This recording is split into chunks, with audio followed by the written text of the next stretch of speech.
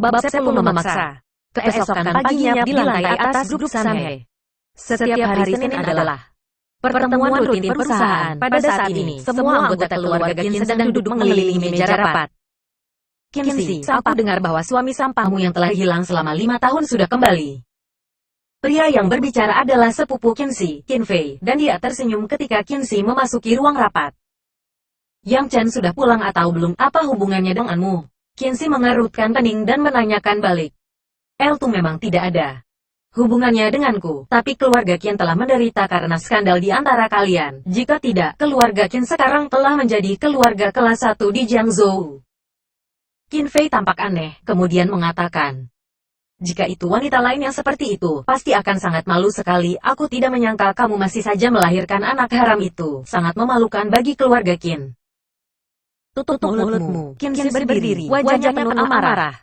Dia bisa menghina apa saja, tetapi jangan putrinya. Ini adalah batas kesabarannya yang tidak bisa disentuh sama sekali.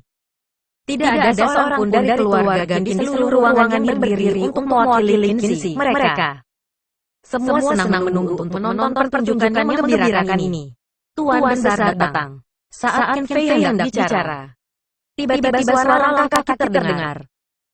Di pintu, dia melirik Qin Exi dengan dingin dan berhenti berbicara. Kemudian melihat tuan besar dari keluarga Qin memasuki ruang rapat dan duduk di kursi ketua. Ada banyak perusahaan di bawah keluarga Qin, tetapi grup Sanhe sendiri adalah yang paling berkembang karena alasan ini. Setelah grup Sanhe diambil alih oleh tuan besar keluarga Qin 4 tahun lalu, Sam Ai sekarang telah menjadi basis kekayaan keluarga. Setiap kali dia duduk di sini untuk rapat, Qinzi merasa sedikit tertekan. Ini adalah perusahaan yang dia bangun, tetapi sekarang menjadi milik keluarga. Tidak peduli seberapa tidak merelakannya, semuanya sudah terjadi. Meskipun tuan besar Qi semakin tua, dia tidak berniat untuk turun tahta. Sebaliknya, dia dengan kuat memegang posisi ketua di tangannya sendiri. Dia melirik ke semua orang, kemudian mengatakan, bulan lalu, keluarga Yuan Diandu mendirikan cabang di Jiangzhou. Selama waktu ini, masih dalam masa persiapan, aku telah menerima berita terbaru. Setelah cabang perusahaan dibuka, banyak orang kaya dan keluarga terhormat ingin bekerja sama dengan grup Yang Chen, dan keluarga Qin kita tidak boleh ketinggalan. Dapat dikatakan keluarga Qin dapat menjadi keluarga kelas 1 tergantung kita dapat memenangkan kerjasama grup Yang Chen atau tidak.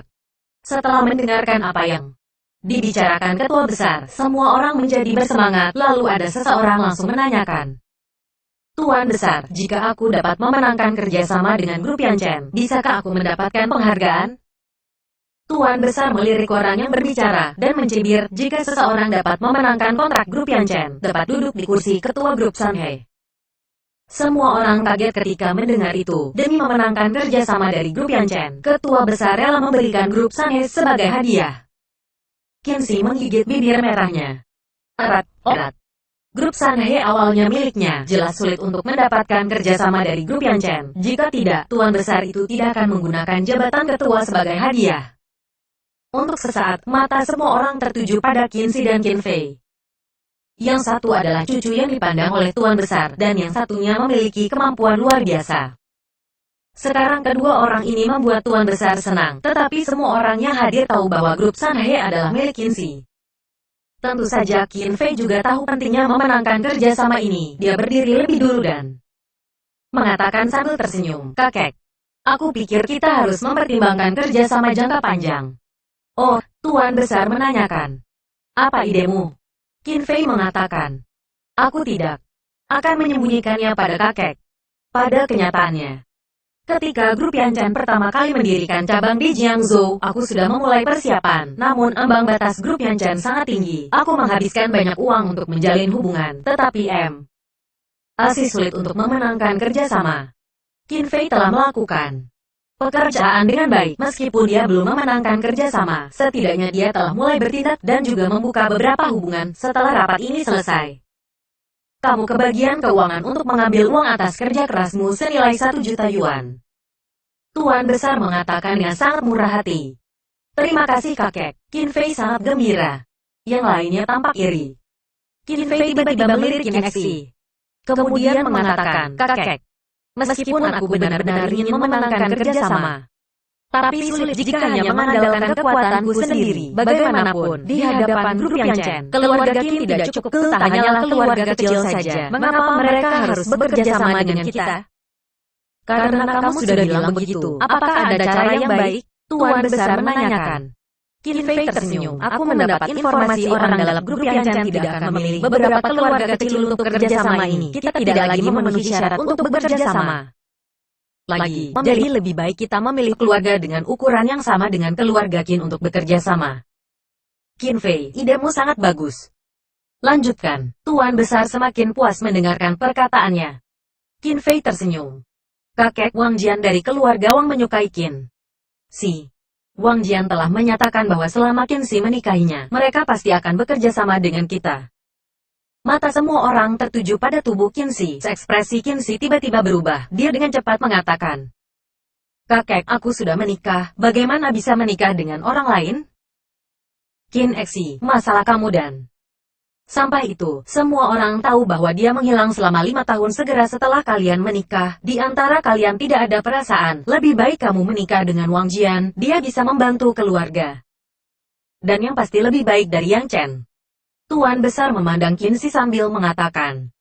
Qin Si menggigit bibir merahnya erat-erat, wajahnya penuh tekad, menggelengkan kepalanya dan mengatakan. Kakek, dalam hidup ini aku milik Yang Chen, dan dia adalah satu-satunya suamiku.